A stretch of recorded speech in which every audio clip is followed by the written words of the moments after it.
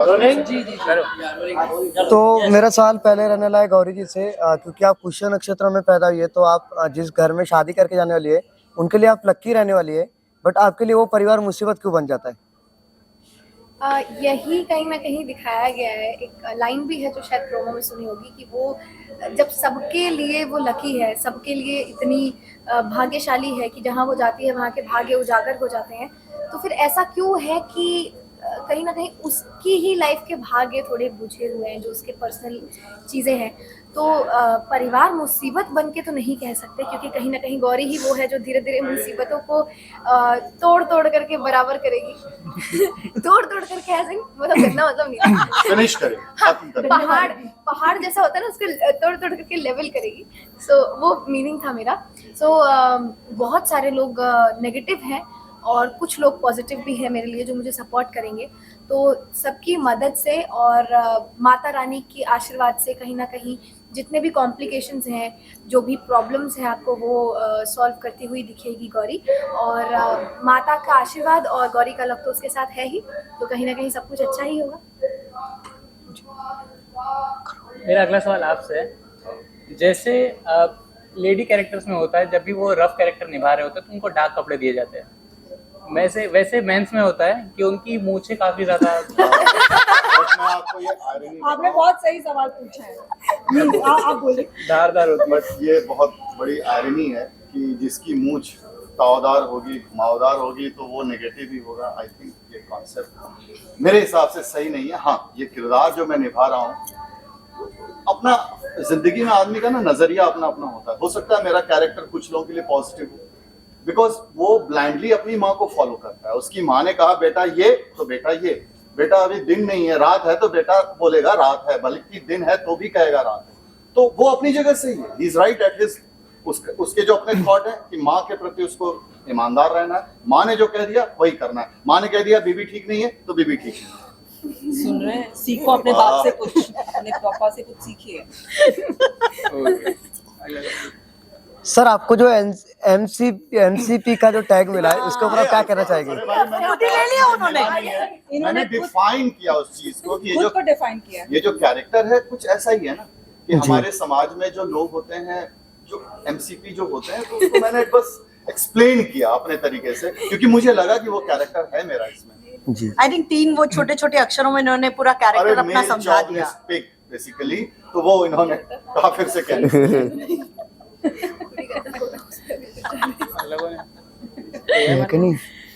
Okay. Rudra जी, मेरा सवाल आपसे रहने वाला है कि आपका जो कैरेक्टर है वो किस तरीके से रहने वाला है और आप गौरी को किस तरीके से सपोर्ट करने वाला है आगे बढ़ने के लिए? देखिए, किस तरह से सपोर्ट करने वाला है वो तो मैं अभी नहीं बता पाऊंगा आपको, क्योंकि कहानी कैसे घूमेगी वो मुझे अभी खुद भी नहीं पता, और मैं शेयर करूंगा तो वो अच्छा नहीं होगा। बाकी हीरो जैसा हीरोइन को सेव करता है चीज़ों से, वैसे ही ये करेगा। और रुद्र का कैरेक्टर मैंने आपको बताया कि ये आज का लड़का है, अपने हिसाब से अपनी लाइफ जीता है। परिवार के पास बहुत पैसा है लेकिन इसको फ़र्क नहीं पड़ता। ये दिल्ली में रहता है। यहाँ जैसे हम लोग नॉर्मली बाहर पढ़ते हैं या जॉब करते हैं, फिर अपनी फैमिली से जाके मिलते हैं, ये एंजॉय करने आता है और चला जाता है वापस। वहाँ उसकी अपनी लाइफ है, अपना एक कॉर्नर है उसका। इसको अपनी लाइफ अपने हिसाब से जीनी है, लेकिन सेम टाइम पे अपनी फैमिली वैल्यूज़ को भी बहुत मानता है, अपने परिवार में सबसे बहुत प्यार करता है और सबका लाडला भी है। अपनी दादी से सबसे ज़्यादा प्यार करता है, अपने भाई से सबसे ज़्यादा प्यार करता है। इसका भाई इसके लिए एक आइडल है। तो वो किस तरह से गाँव को लेकर चलता है, अपनी चीज़ों को लेकर आगे बढ़ रहा है, वो इस रुद्र उस चीज़ को बहुत एडमायर करता है। और रही गौरी की बात, तो गौरी से तो उसकी मुलाकात होगी, अभी धीरे धीरे उनकी दोस्ती होगी, फिर कैसे कहानी आगे जाएगी उस पे हम अभी नहीं जाते।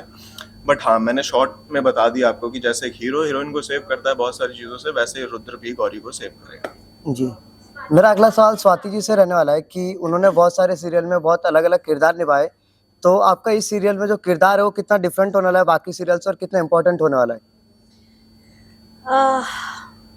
भगवान की दया से, महादेव की कृपा से आप लोग इतने सालों से हमें देख रहे हैं।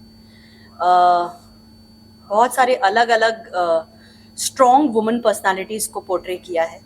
कहीं हेतल काकी, कहीं वंदना, बहुत सारे कैरेक्टर्स ऐसे थे जो अपने आप में एक बहुत स्ट्रॉन्ग पर्सनालिटी रहे हैं। तो जगदम्बा देवी भी कहीं एक अपने परिवार में, अपने गांव में एक बहुत स्ट्रॉन्ग पर्सनालिटी है। वो अथॉरिटेटिव हैं, घर में सबको एक साथ लेकर चलती हैं और एक साथ लेकर चलने में कभी कभार बुरी भी बन जाती हैं, उससे उन्हें कोई तकलीफ नहीं है। उन्हें ऐसा लगता है कि परिवार को साथ रखने के लिए साम दाम दंड भेद अगर इस्तेमाल करना है तो उसमें कोई बात गलत नहीं है। What do you think कि शो की USP क्या होने वाली, ऑडियंस के साथ कनेक्ट कैसे होगा, क्या लगता है? पहले तो मेरे ये 2 बच्चे हैं जो यूएसपी होंगे, and I am very proud to be associated with such talent actors. Same here, ma'am. और हमारी यूएसपी शुरू होती है हमारे ऑफ द सेट से। ये जितने यहाँ दिख रहे हैं ये सारे पगले हैं ऑफ द सेट। अभी आप देख ही रहे होंगे हम कितनी मस्ती कर रहे थे, और ये हमारी सरदार हैं। तो हम जितनी मस्ती ऑन सेट करते हैं, मैं धन्य हो गई। उनकी शायरी आपको बहुत ओहो इरशाद करते जाइए और शायरियां आती आती जाएंगी। जाएंगी। तो जो हमारा बॉन्डिंग ऑफ द सेट है वही बॉन्डिंग आपको ऑन सेट दिखेगा, ऑन फ्रेम दिखेगा। हम सारे आई थिंक हमें शूट करते हुए 20-25 दिन ही हुए हैं जी। पर हम सब की बॉन्डिंग इतनी स्ट्रांग हो गई है, इसकी वजह से हम कोई एक दूसरे के किरदारों में स्टेप इन नहीं करते, सबको अपनी अपनी जगहों में खेलने देते हैं, क्योंकि कोई भी इनसिक्योर्ड नहीं है अपने तरीके से। सब लोग अपने मजे ले लेके अपना काम करते हैं।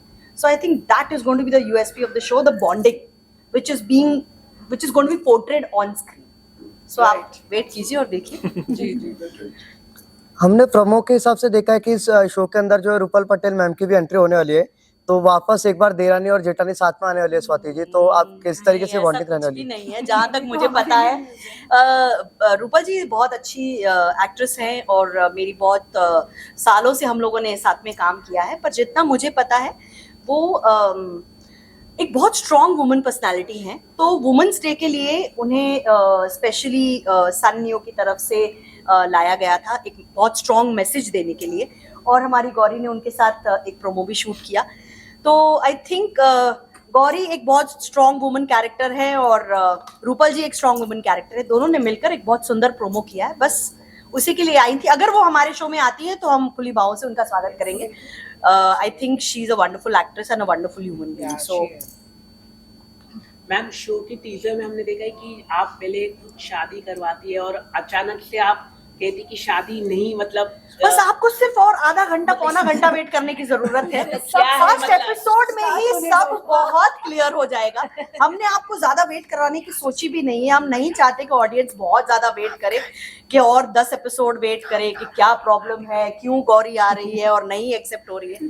फर्स्ट एपिसोड में ही आपको पता चल जाएगा कि क्यों आ रही है और क्यों एक्सेप्ट नहीं हो रही है। कि मैम आपका कैरेक्टर बताइए क्या है?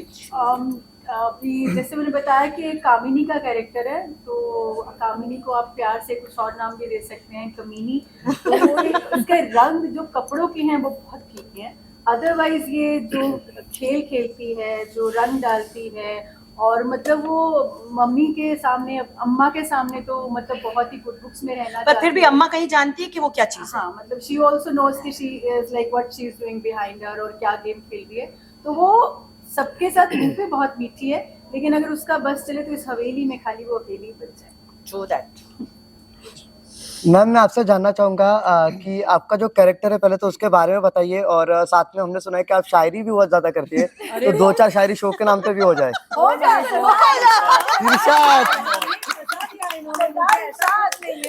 बिल्कुल नहीं, वो शायरी ऐसे सिचुएशन के हिसाब से निकलती है, वो मेरे कुछ जज्बात होते हैं जिनके लिए निकलते हैं और कुछ नहीं। हमारे जज्बातों पे खेलते हैं। उसके बाद मुझे जो रिएक्शंस मिलते हैं वो तो इतने भारी रिएक्शंस मिलते हैं कि मैं फिर से वो हिमाकत नहीं करती शायरी बोलने की, लेकिन फिर भी बोल जाती हूँ, आदत से मजबूर हूँ मैं।